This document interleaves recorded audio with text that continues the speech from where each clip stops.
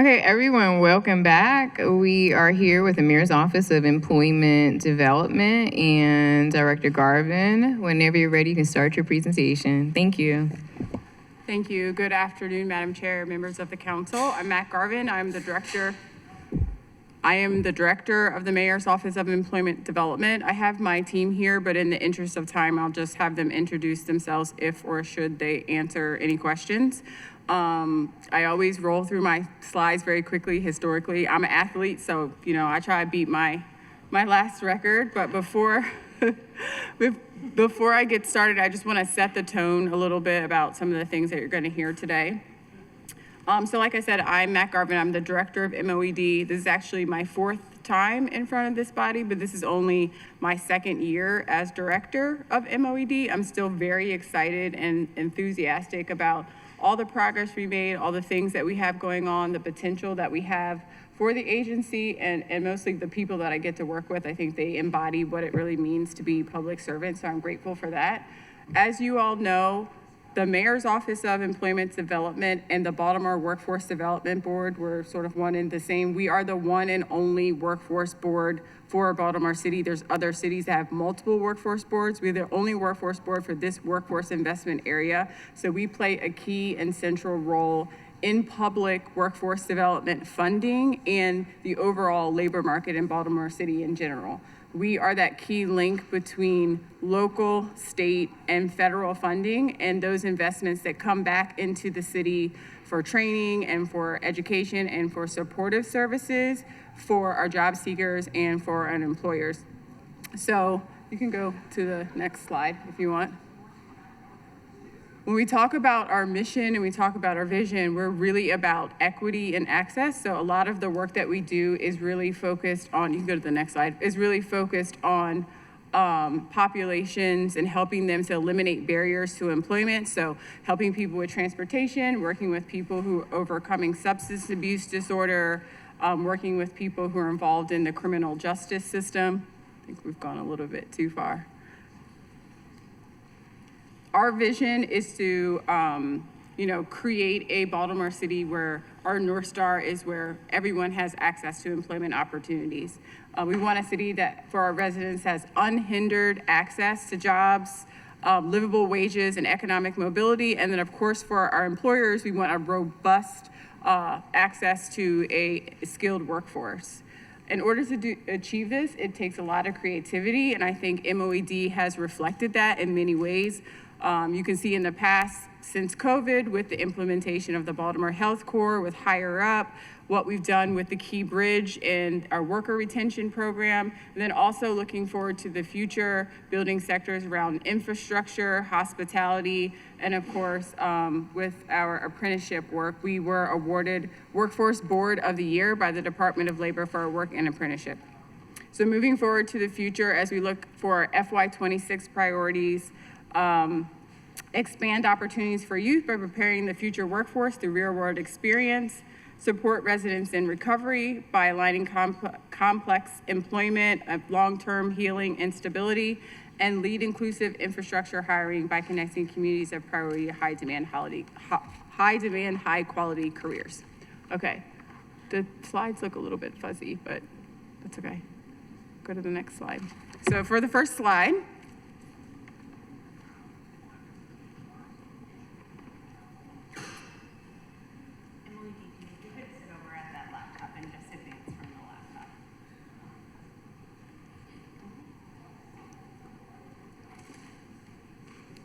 the first slide, Service 791, BCPS Alternative Options Academy for Youth. This is funding to support both the YO Academy that's located at our West Side YO and also our Blueprint Career Coaching Initiative. And both of these services represent a partnership that we have with Baltimore City Public Schools. There's no city funding involved. In terms of the YO Academy, the output that you see is actually the input. We can only serve those who are referred to us. In terms of our Blueprint Coaching Initiative, I think this week is the week that we had our meeting with the Accountability and Implementation Board. That's the board that we're required to report our programmatic outcomes and successes to. We're consistently heralded as one of the best of these initiatives in the state for our collaboration and just our comprehensive program. What you see reflected here is that we started the program in December of 2023, and it was a pilot program. We were only in about 17 schools. By August of 2024, which is FY25, we were fully staffed. We now have about 52 staff in all the middle schools and high schools. So when we come back here in FY25, you'll see we're closer to that goal. Next slide. Next slide, Service 792, Workforce Public Assistance. This supports our Workforce Reception Center, also known as the WRC. This is located on 23rd in Maryland. Similar to the last slide, there's no city funding involved in this. This is a contract that we have with DHS to support individuals who are on TCA, that's temporary cash assistance. This center is not open to the public. And again, similar to the last slide, the output is the input. You see an increase there in those who serve. That's really because during the pandemic, some of the requirements around participation were relaxed legislatively. They have been since been reinstated, and so that's why there's an uptick in the number served. Also, we continue to work with DSS to expand the model to not only to be able to serve the TCA head of household, but also the non-custodial parent and justice-involved youth.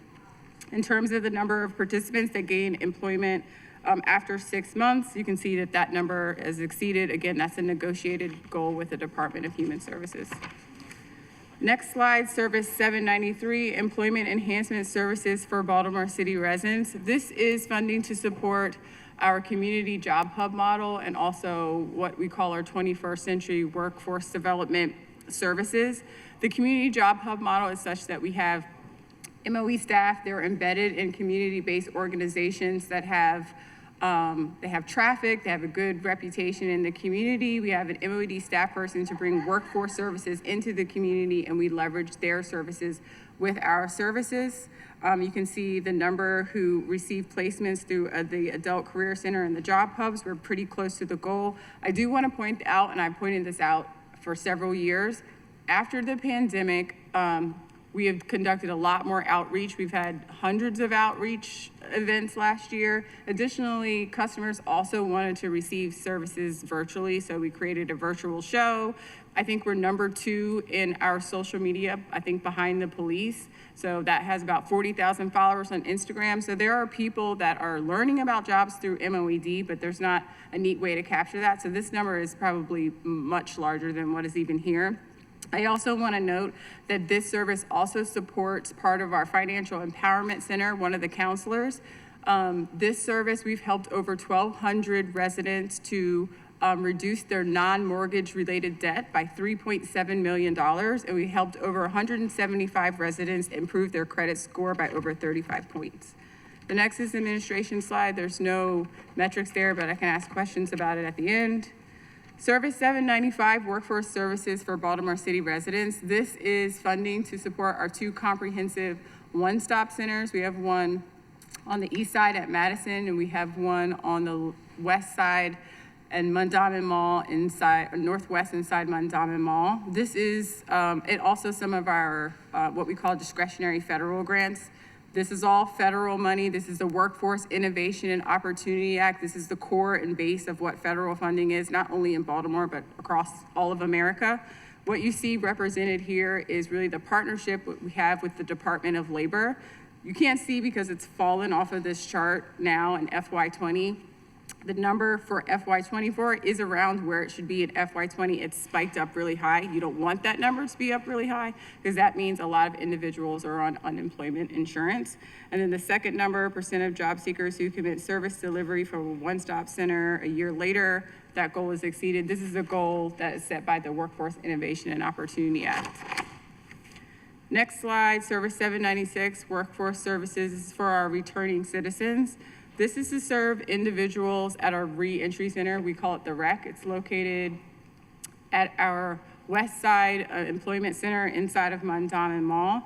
And there's also services to support some of the work we're doing to help individuals who are overcoming substance abuse disorder. And if we want to talk about that more, my colleague Craig can talk about that more. In terms of the numbers here, I want to point out the number of residents who receive employment assistance to the reentry center exceeded that goal, as well as individuals who received a service and obtained employment exceeded that goal. I think that's very important to highlight because we're talking about returning citizens here who sometimes have significant barriers to employment. So I just want to uplift the staff at the rec for their very hard work in order to work with these constituents. The next slide, workforce services for out-of-school youth opportunity, also known as YO. There's 2 YO centers. West Side YO, that center is funded and run by MOED. And East Side YO, we contract that out to HEBCAC. This is for 18 to 24-year-olds who are out of school and out of work. You can see in the numbers of those who are participating, we've increased since last year. We put a lot of focus on increasing the number of participants. This particular population of young people, especially after COVID, getting them back out has been a lot of work. In terms of those who are connected to an employment, a little bit lower than last year, but again, when you increase that denominator, we have more individuals who show up who have even more barriers. It takes longer to work with them, but we also have implemented a lot of services, support services, such as mental health services, career coaching. The model itself is a caring adult model where young people can come into the centers and be connected to coaches in the MOE team and other supportive services. The next slide is YouthWorks summer jobs. Everyone knows YouthWorks. Everyone loves YouthWorks. YouthWorks this year is going to be from July 8th to August 9th. It's for 14 to 21-year-olds, $15 an hour. The interesting thing here is when you see FY24, it's actually the summer of 2023 because YouthWorks starts in July. So what you're seeing here is the summer of 2023. I want to highlight that years ago, we were one of the only jurisdictions to even have a YouthWorks program during the pandemic. 5,000 young people were employed, and each year it has continued to grow. In terms of the employers who would recommend YouthWorks, you can see we're generally at 85, 95%, and that is because stakeholders, not just employers, parents, businesses, young people, they really value YouthWorks. It's a program that everyone knows and loves. Last slide, workforce services for WIOA funded youth. This is 100% Workforce Innovation Opportunity Act funded funding. We contract all of this money out to support WIOA youth. One thing I want to point out about this is a portion of the WIOA youth funding we do use to help individuals get in YouthWorks. There's a 20% work requirement for these individuals. And in terms of the participants served, not too far off from the target. Again, there are specific young people that have to be serviced through WIOA youth funding, and it's usually the hardest to serve populations. It's required legislatively. So this number, the 52% of youth enrolled in educational occupational training program, pretty close to the goal, and that is very good because of the challenges with the population that are being served. And that is my presentation. Is it okay if I sit down, or would you like for me to remain standing here? Please sit down. Okay, thank you. Yeah, and thank you for your presentation. No problem. We're going to jump straight into questions once you get settled, Okay. and our first question will be coming from President Cohen.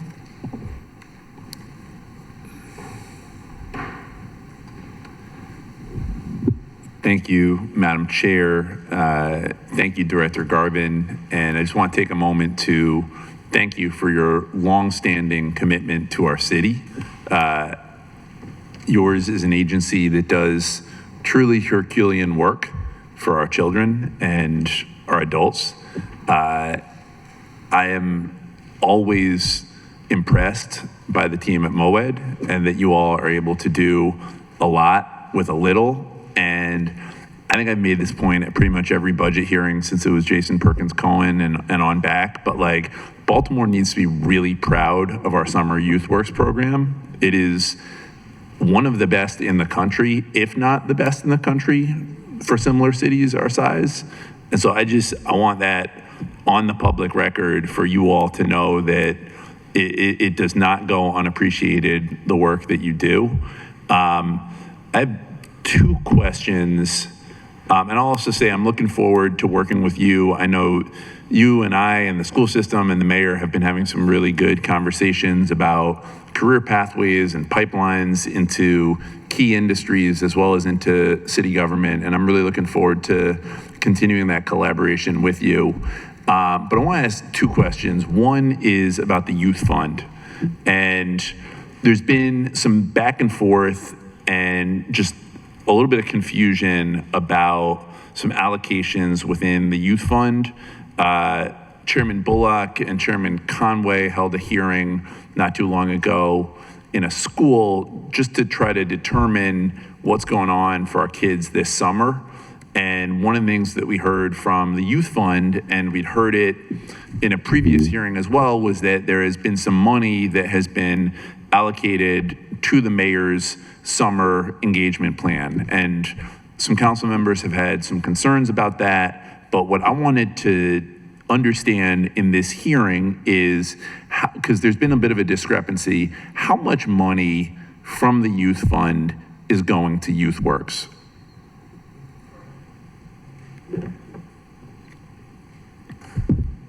And I'll let the budget director answer the questions about the specific amounts of funding, just so that we're totally clear and there's no discrepancy. But I can also answer questions about all the other sources of funding that we bring in from MOED. I went back to FY16 and looked at all of the funding that comes in from YouthWorks. On average, 75% of the funding that comes in to support the program is money that is raised by MOED, or it comes from other resources, from federal and state resources. And even if we're not raising that money philanthropically, it still is a tremendous amount of effort to create the relationships with our various state partners, to negotiate on how much money we receive, and to do all the contracting. So consistently, MOED has been, besides the very Herculean and administrative task of putting on a program this size, we also raise most of the dollars to be able to operate this program, in addition to all the other service numbers that I just stated. So I will. Absolutely, and I just want to say, that is one of the reasons why I love your agency, is that it is truly scrappy, and it demonstrates the Baltimore chutzpah, which is, we go find the money for our kids. And that is something I've always appreciated, is just the creativity, the innovation, the working with foundations, working with state partners, working with federal. That point deserves to be celebrated and honored, and I appreciate you for that. And I'm specifically interested in the youth fund. The fiscal 26 budget assumes allocating $4.8 million from the youth fund.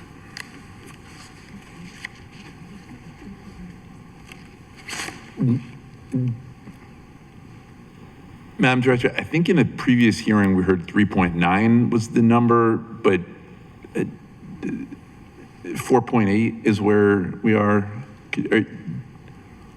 That is the assumed amount in the budget. I know that their Deputy Mayor Merrill had was working with the Children and Youth Board in terms of this approval.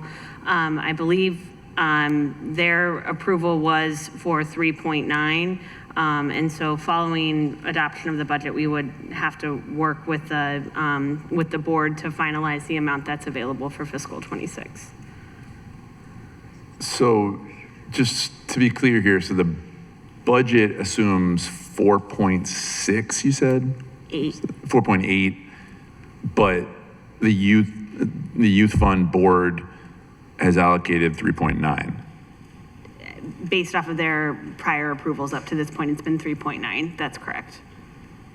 Okay. Deputy Mayor Merrill, any follow-up comment? That's my understanding as well. Okay. I will continue to say that I think it is critically important that we establish some clearer protocols and practices around how we utilize the youth fund. I struggle with hearing that there is an assumption in the budget that is not the same as what the board has allocated. And, yesterday in this chamber, we made a big thing about every allocation coming through the board and the process to get there. And so I would again say that I think that we have some work as a city council, as a administration to do on determining the path forward with how we operate the youth fund. Mac's second question, I'm sorry, Director Garvin's second question. It is of great concern to the council that youth work spots be allocated equitably and that every kid in our city have access to a summer job. What is the office doing to shore up participation, particularly in the 8th and 9th districts, where we know there has not been as much participation as possible? What are we doing to make sure, as we look forward, that there is a more equitable distribution of who gets a summer job? So I'll turn it over to my colleague Donise Brown if she wants to add to this, but we're open to, any interventions that we need to do if we need to add more to increase participation in any district. Generally, we start off the process in the beginning of the year with meeting with the council members to talk with them about who they want us to meet with in their districts. And then we try to make sure we go out to those schools, to those rec centers, to those community groups. We also offer up all of the collateral that we have for them to share. In addition, we try to make sure we're equitable in going in every single district so that we can give presentations in schools. We send out text messages, we send out emails. The entire process of how we let people know, our young people know about YouthWorks has completely changed within the last several years that I've been at MOED. One of the biggest complaints from the former council was that it was too challenging to find out the information and turn in the paperwork. We since then have automated everything. We, again, we send out email blasts, text messages. We leave our centers open during the month of March every single Saturday, all from the morning until the afternoon. We give young people and parents the opportunity to come in. During spring break, we're open all week. So we do a lot to let people know how to get access to services, but we're always open to do more. Hi, good afternoon. Donise Brown, Assistant Director, Chief of Youth Services with the Mayor's Office of Employment Development. I'd just like to add that the staff makes a concerted effort beginning in late November, early December to distribute information to every middle and high school within Baltimore City. We offer our services to come on site to conduct presentations as well as registration opportunities. A bonus is having our Blueprint career coaches.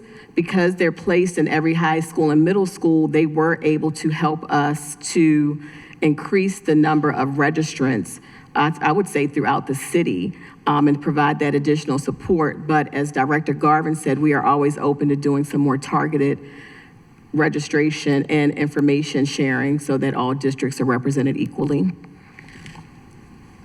I really appreciate you, Ms. Brown. You've been an awesome partner to this council, and as well as Director Garvin. All 14 of the council members work extremely hard. All 14 want to make sure children in their district get a summer job, get a YouthWorks job. The outcomes matter. That's at the end of the day, that's what matters. That's what matters to me. It's what matters to the mayor. It's what matters to my colleagues. And so we need to figure that out. We need to make sure parts of West Baltimore are not left behind when it comes to YouthWorks jobs. I'm gonna leave it there, but I would just say that I want to be able to, a year from now, look up and say, it's never going to be equal, but I want a more equitable distribution when I look at where our kids are coming from for these summer jobs. Again, I really appreciate the work this agency does. Thank you, and thank you, Madam Chair. You're welcome. Thank you.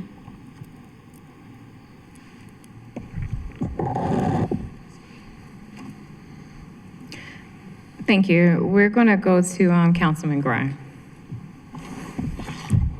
Thank you, Madam Chair, and thank you, MOED, for everything that you guys do. YouthWorks is a really big component, but it's the partnerships you guys go out and find. To echo the council president's sentiment, like you guys go out there and get it, and hopefully we are at a point one day where you don't have to, because you shouldn't. But I do thank you for doing it. I wanted to talk about Service 796, which is Workforce Services for Returning Citizens.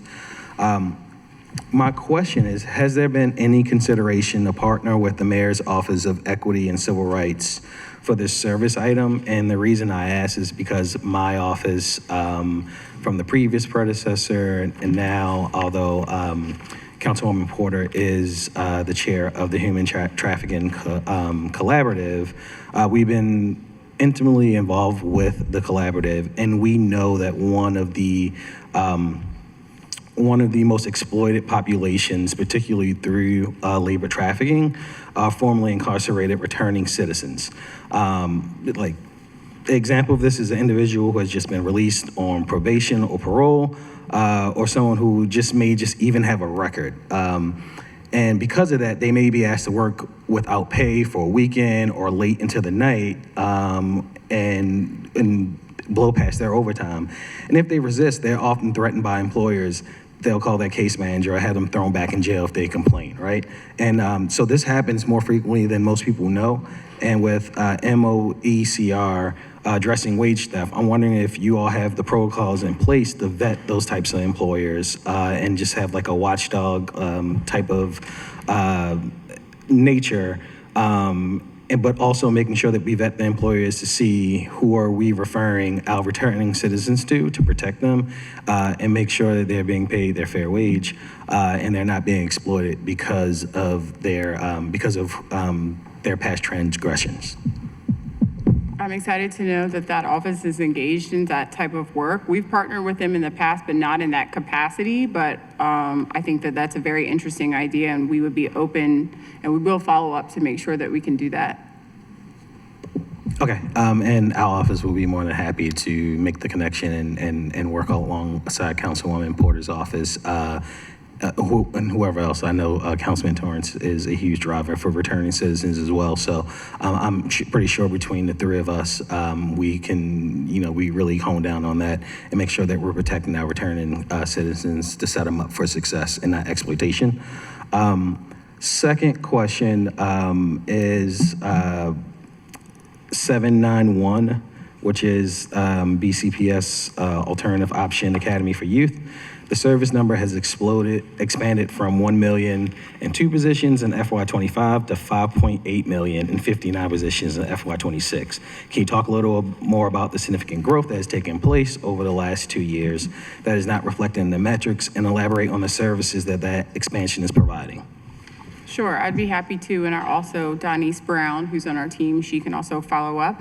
This represents the addition of the Blueprint Career Coaching Initiative. So this isn't city funding. Both of these are state funded, and so it's the 52 career coaches and also the managers that are in Baltimore City middle schools and high schools. So that's what that increase represents. And happy to talk more programmatically about Blueprint if you're interested in anything about that. I don't know, in the interest of time, if you wanted to. No, Okay. Just a quick follow-up would be for those areas. I don't know how you're deploying them. Maybe you can talk a little more about that. But to, I guess, piggyback on what Council President Cohen was saying about the 8th and 9th district with the low turnout, maybe that could be one of the resources that we can probably allocate and focus on those 2 districts to make sure that we're implementing those career coaches to, one, push people into opportunities and careers, because I know the folks in Bullock's district are close to Carver, which is in Torrance's district, and we have Emerson Westside, both are vocational schools, but also for YouthWorks to make sure that people know that these opportunities are available. Yes, I 100% agree with that. I want to uplift about Blueprint. This year at the General Assembly, through the Maryland Workforce Association, myself and the other workforce directors, we were testifying. We were really successful this year at the General Assembly, because if you see our service numbers and how we're funded, there are things that need to happen in the system, and then there are things that are funded, and sometimes it doesn't always match with what needs to happen in the system to have these connections between these different programs.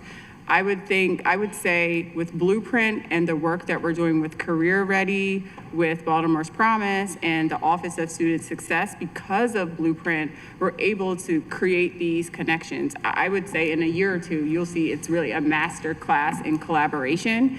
And so we were successful in order to get that funding extended to FY28. We don't get hardly any at all state funding in workforce development. And so I would hope that as that program continues to have very good outcomes, we can all work together to continue to advocate for that very key state workforce development funding to be able to do the types of things that you're requesting, because we need staff to do that. Thank you for that answer, and I think that you guys got that funding as a testament to the work that you guys do. So once again, kudos to your office. Thank you. Thank you. Councilwoman Ramos.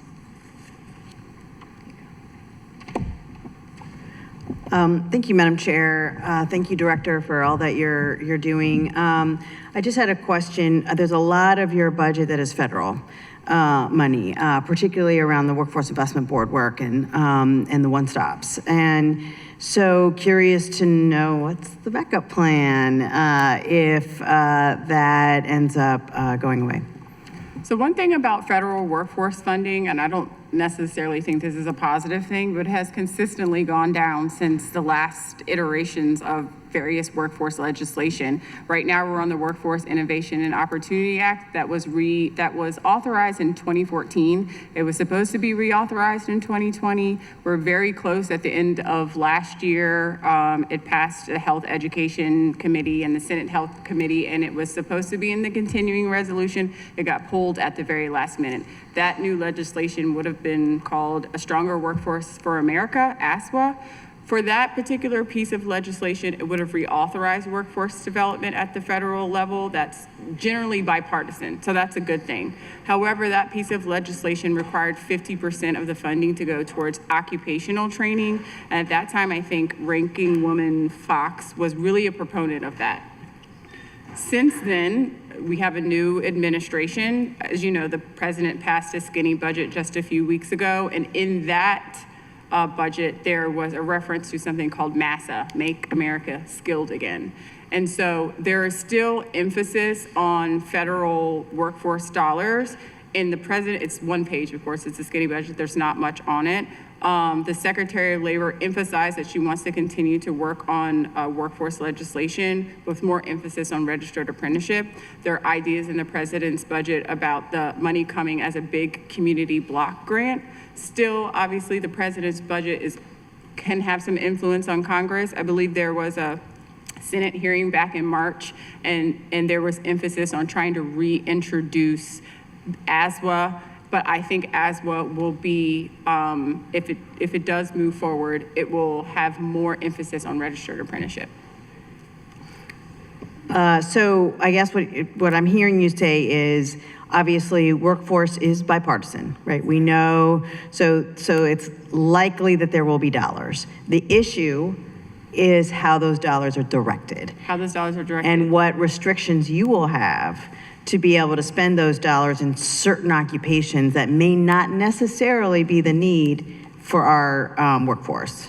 Yeah, I think there's going to be a cut if the president's budget is followed from the Department of Labor. There already have been cuts. I'm sure you've heard about Job Corps closing down. That's not a part of what we are responsible for under WIOA, but there are partners. We have a meeting with them coming up in a few weeks to talk about how we assist those young people.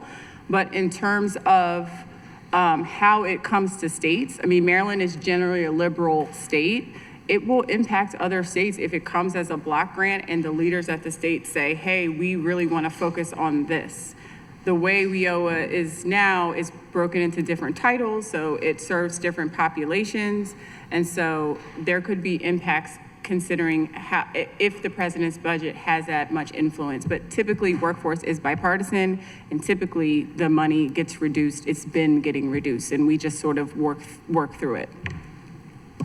It just sounds like it's going to be a little bit more restrictive in depending. So in this budget, what we have is that it's coming because we believe that in FY26 we'll have most of it.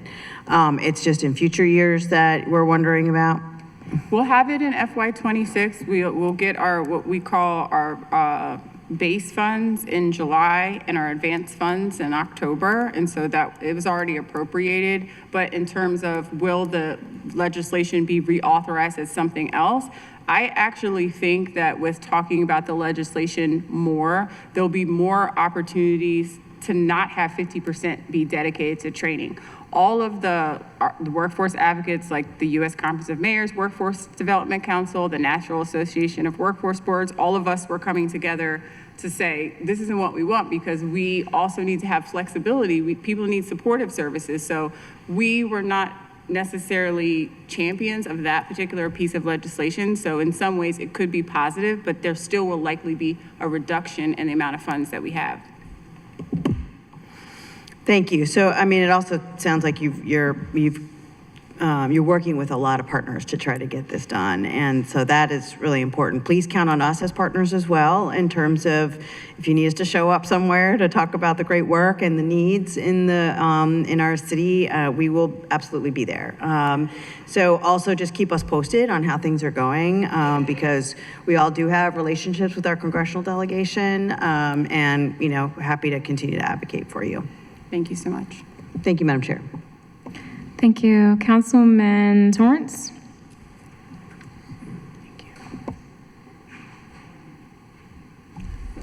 Thank you, Director. Thank you, Madam Chair. Hello, Director. I'm going to start off first with a comment. I'm excited about the development of the MOED building at Reservoir Square. Looking forward to our groundbreaking in less than a few weeks.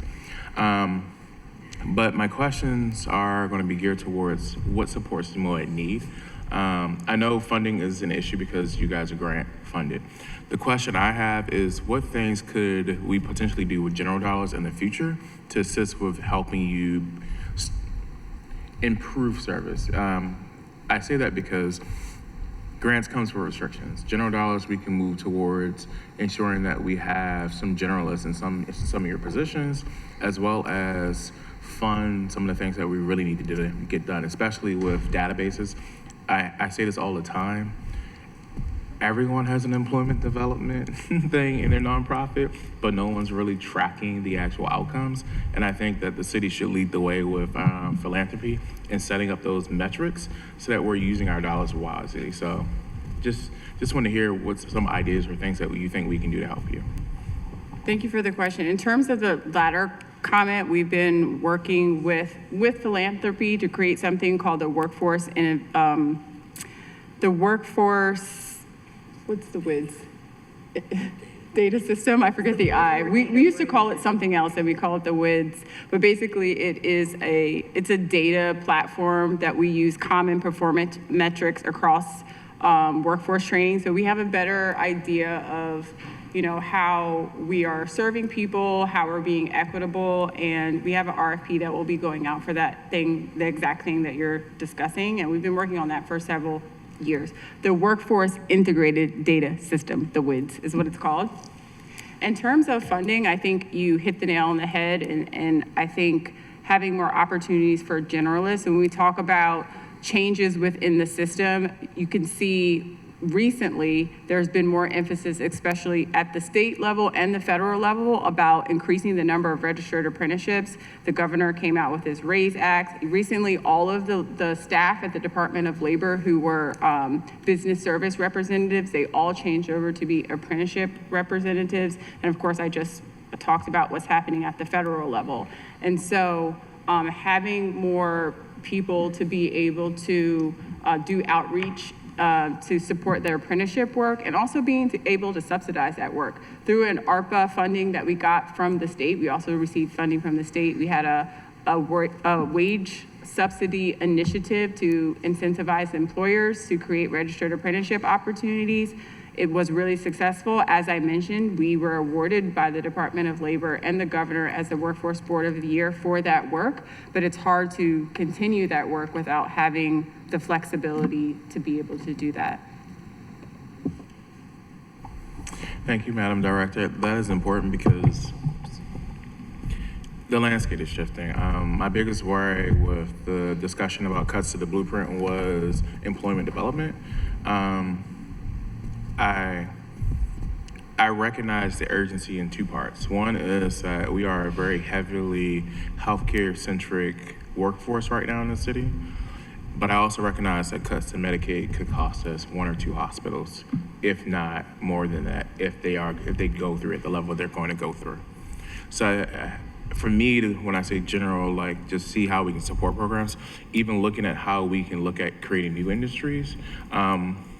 Would love to, as a committee, request to have a meeting with you guys about looking at, since the biggest crash crop in taxes right now is cannabis.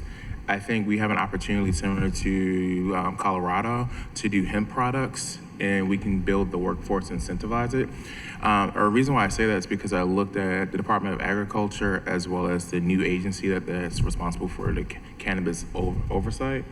There are a lot of people who have these licenses but can't use them right now because they can't find any location to put them in our surrounding counties. And since our surrounding counties don't want to take advantage of the potential workforce that comes with it, I think we should really think about it as well. That's it. But I thank you for all your hard work, and I look forward to shoveling some dirt as we build our new building. Thank you. I look forward to working with you as well. And to that end, in terms of thinking about new industries and new strategies, there are a lot of evidence-based strategies around sector work. WIOA itself, the workforce law, it does emphasize sector-based strategies, but it doesn't fund it. And so, but we know there's a lot of studies about how they work. At the state level, they have something called employment advancement right now, which is a sector strategy that's been studied and evaluated as something that's really good. I think being able to have the flexibility, if we're able to build something around a sector, that really means pulling together training providers, employers, et cetera, and then being able to have the funding to create career pathways and also align training around it, and not a training provider that has to be on the EPTL list and meet the rigorous WIOA requirements, so that all Baltimore City residents can have access to a sector that we're working on would be key. Councilman Parker? Thank you, Madam Chair. Thank you, Director Garvin. Always good to be with you all, and really appreciate the work that MOED does all year round and with people of all ages and backgrounds. I do note that my constituent, Mr. Ford, isn't here. I understand it may be because of a late birthday present, and so I suppose we will forgive him for that, but I appreciate his role on your team and was excited to receive a picture a few minutes ago. I want to, I know we referenced that YouthWorks falls at this really strange time of the year budget-wise because it's as soon as the new fiscal year begins. So if I'm tracking then that fiscal year 25 was last summer's YouthWorks program. I know we aimed for 7,000. Remind me how many we had. I know the year before we had 7,900. How many participants did we have last summer? I think it was a little bit over 8,500. Do you have the exact number, Donnie? It was a little bit over 8,500. It's about 9,136. Okay. Yeah. 9,136. That is significantly higher than what we had planned for. That's very exciting and encouraging. I see what we budgeted for it when we sat down to do that last year. How did we, financially, how did we cover the gap of having 2,000 more students, which is a fantastic problem to have? I mean, what did we do creatively to get from what we had budgeted to serve all those kids? What we do creatively often is that we roll over funding from previous years.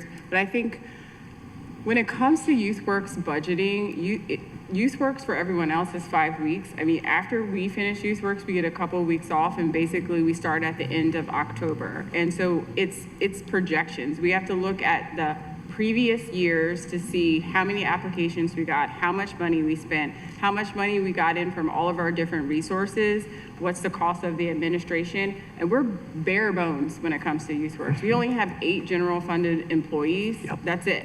And then the rest, we have temporary staff employees that come on from December, and we have, you know, what makes us very different than other jurisdictions and why we're such a good program is because we have so much choice for our young people. And a lot of that choice is working with nonprofit community partners that work with young people. And so we might have 600 work sites and we have a small team of these unit supervisors that are responsible for, you know, 10, 15 different work sites with hundreds of kids.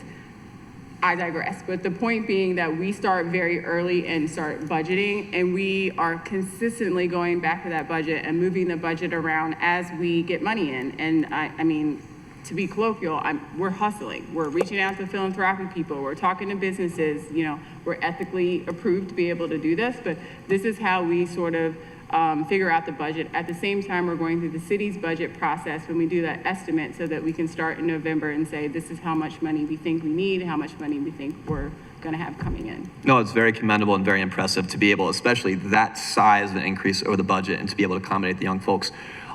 This year, how many, I know there's people start applications, they'll finish them. How many completed full applications did we have for this summer? 13,000? There were about a little over 13,000 that had a completed YouthWorks application. Great. I really appreciate that. With the summer, so Director Larson said, we've referenced this a few times, Director Larson sat alongside, and Director, I think you were instrumental because you referenced going back to 2016, and so I have a feeling your hands were all over this spreadsheet, which is really helpful to understand the growth of the program and how it's financed. I noticed for fiscal year 26, there's the addition, the kind of the triple asterisk addition of the 500 year rounds. And so it makes it a little hard to like compare to previous years because that's lumped in here. Is someone able, whether you or somebody on the team, able to say how much of that 14,759,529 is tied to those 500 year round students, just so we can kind of compare apples to apples kind of cost year to year just for the summer? We can provide that for you. And year-round is something that we think is really valuable. The mayor thinks is really valuable as well. And just like with everything with YouthWorks, it all depends on the slots. It's a balance between the summer jobs and how many we have available to still have year-round youth slots. Absolutely. No, I want to commend MOED and your leadership and the mayor's leadership for making that happen. We've, in our own work in Southeast Baltimore, the Southeast Youth Collaborative, which 6 organizations that employed approximately 150, 180 students over the last decade.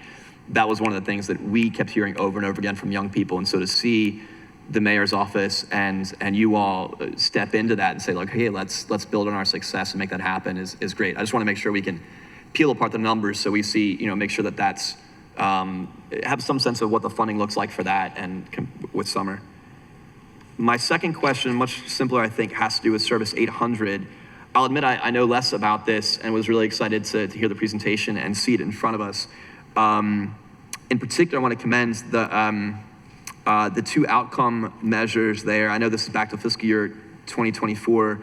The 52%, but then especially 85% of enrolled youth are earning an occupational educational credential by the end of the program. That's a great number, really encouraging to see, and I'm sure that good work has continued. I want to make a committee request so I guess my last one is official committee request. I mean, you offered it, but official committee request to break out the budgeting between summer and year round for YouthWorks, so I'll say that first. The second committee request is in this service line, it'd be wonderful to see broken down by council district, who are those community-based organizations that are partnering with you to do that work. I mean, because I'll admit I didn't know as much about this side of your work as I would like. I want to make sure that I'm championing this, that I'm promoting these opportunities to young people, that I'm lifting up and commending the organizations involved, and I want to be a cheerleader for this.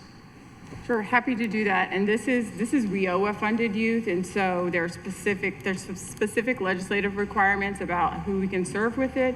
It's 75% out-of-school youth need to be served with it, and then there's, I think, 14 different barriers for out-of-school. There's barriers for in-school. There's a certain number of WIOA youth providers that we work with. I want to say it's 11 out-of-school to in-school. We do an RFP process. Great. So we can meet with you, we can explain all that to you, and also how we can share that RFP process out to even more organizations that may be able to apply and have access to be able to help in that work.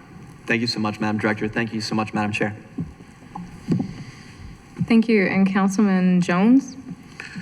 Yes, thank you, Madam Chair. First, I just want to commend you all for the work you all do. When it comes to workforce development, it's important to the city. And I think sometimes it gets overlooked. I think when you want to talk about impacting crime levels, you give people a job and that has an impact. You want to talk about education, making sure our children are, going home to homes where people are making decent wages and they're able to get hot food on the plate, and that helps our education. And when you talk about providing hope in the city, you give someone a job and you give someone purpose, and that changed the climate of a city. And I will say you all are tasked with doing all that and have that impact. But while, the budget isn't a lot, there's a lot of meat on the bone. I feel like that exists, not necessarily y'all capable of doing. And I'm here to work. I want to be a partner and help making sure we have that impact when it comes to workforce development. I guess my first question to probably pick up where my colleague Councilman Parker left off with Service 800. I just want to looking at the performance measures, just want to make sure I'm reading that right. It's number of participants, like for Target, is 239, and then when it says the percentage enrolled, that's the result of those 239 that are impacted? Yes, I'll let Donise talk a little bit about what happens with WIOA youth, but even these numbers, they're probably not fully reflective of everyone that's served, because what I talked about earlier about when we receive our WIOA youth allocations, the contracts for these, I believe they run from October to September, so some of the numbers might not be fully captured in one fiscal year. But can you talk a little bit to the measure? I might need you to ask the question again. Okay, yeah, I didn't really get to my question. Oh, I guess, well, just fully understanding the measurement, the measures, like when it says number of participants, just make sure I'm reading it right. That's how many people you want to touch throughout the year. And that percentage number is how many people complete the program or end up with some other certificate or something at the end of the program? With our WIOA programs, each provider is required to enroll a certain number of youth.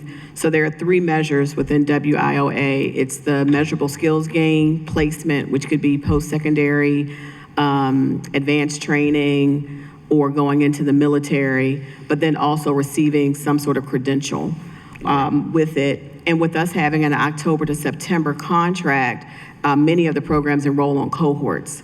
So most of the providers are asked to have all youth enrolled, especially more so our out-of-school youth providers, to have all youth enrolled by no later than mid-July, which would give them an opportunity to complete the training that they're in, but then also give the provider who has been awarded a chance to do job development and placement with them. So they're still actively enrolling participants. Some youth have completed their trainings, received their credentials, and for those who might be in something that requires a state test, they're practicing for their state test to take. Gotcha, and I understand this is federally funded, but looking at a budget of like $4 million and looking at a target goal of 239, that's on average about $17,000 per participant. It looked like, would that be correct? No. Oh, okay. No, that's not. Some of our WIOA funding supports YouthWorks. Okay. As well, and then normally it's a $6,000 per that the provider has for the youth that they're servicing. I got you. So there's other things. Right, there are other things factored that come in out of this. It's not all going into the servicing of the young Cool. people. I just wanted to make sure, all right, that clears that up. I appreciate that. And I guess my other question was, when it comes to the workforce pipeline, like for the city, I think there's a tremendous opportunity for the city to kind of help create a workforce pipeline. I know previously when I was on the Workforce Development Board, there was conversations around having a workforce pipeline or figuring out where, when people are looking for opportunities, where they can go at in the city to find the talent that they're looking for, and people who are looking for jobs can go to find employers. I think sometimes or oftentimes we have workforce development silos all over the city, and there was talks at one point of kind of centralizing some of this stuff, but also when it comes to the data of like making sure we're comparing apples to oranges, because I know some people have goals and metrics and all that stuff was kind of different when it came to the workforce development world. Has there been progress in one, centralizing the workforce pipeline when it comes to the city, but also centralizing the data as far as the metrics on like how many people are served or what results look like? Yeah, those are ongoing conversations where we're trying to really create a more coordinated workforce development system because it is siloed in that way. But I do think there is some progress that we've implemented, one being our Access Point initiative. And this is an initiative where we work with this platform called Unite Us, and there are lots of different providers. Craig could probably tell you how many providers are on it that we've gotten onto the platform over the years, and so that we can actually refer people within the network and we can track people within the workforce development system so that it's not so siloed, because someone might come to one entity for housing and that person needs transportation, and we can track that person so they don't get lost. And I referenced before the workforce integrated data system. We're working on that with the data committee. I think we'll have an RFP for that going out for those common metrics that are shared across providers that we can all share and review to see how the system is doing, essentially. No, thank you for that clarification. Just in closing, I think it's a lot to ask one office when it comes to centralizing our entire workforce development tracking pipeline for the entire city, and would be curious on what it would look like to not put all that on one agency, to do, or to make sure we're continually tracking things and know where all the jobs are. But I think one of the goals I will put on the department is to kind of have the same, I guess, tenacity or goal when it comes to giving our youth jobs, do the same for adults. I think when it comes to the Youth Works program, it's like however many people apply, we need to make sure we have every one of them a job. Like, I don't care if we got to find this money. And I think the same thing should apply for our adults in the city. If anybody wants a job, we should be able to find them an opportunity, like come heck or high water. Like, there is no excuses. And not only just a job, but a job with decent wages and benefits, and I think there is a big difference between that. And would just challenge you all to challenge employers to, if you want to work in the city, you need to make sure you not only just provide the bare minimum, couple wages, and they still rely on public subsidies in some sense, but a good job. So thank you all for the work you do and want to be a partner and helping make that happen. Thank you, and I 100% agree with what you're saying, and maybe I'm biased, and when people talk about youth work, sometimes they don't even recognize that it's MOED because it is a life of its own. But I would say on the adult side, we have some of the most tenacious people that you could find, and that's why I love working at this agency. Everyone is very mission driven, everyone's very motivated, not just to meet the outcomes, but to build a better Baltimore City where people have access to livable wages, access to a quality life. We are driven by that, and that is on adult, on youth, for all the different populations that we're serving, no matter what the barriers they have. Thank you, Madam Chair.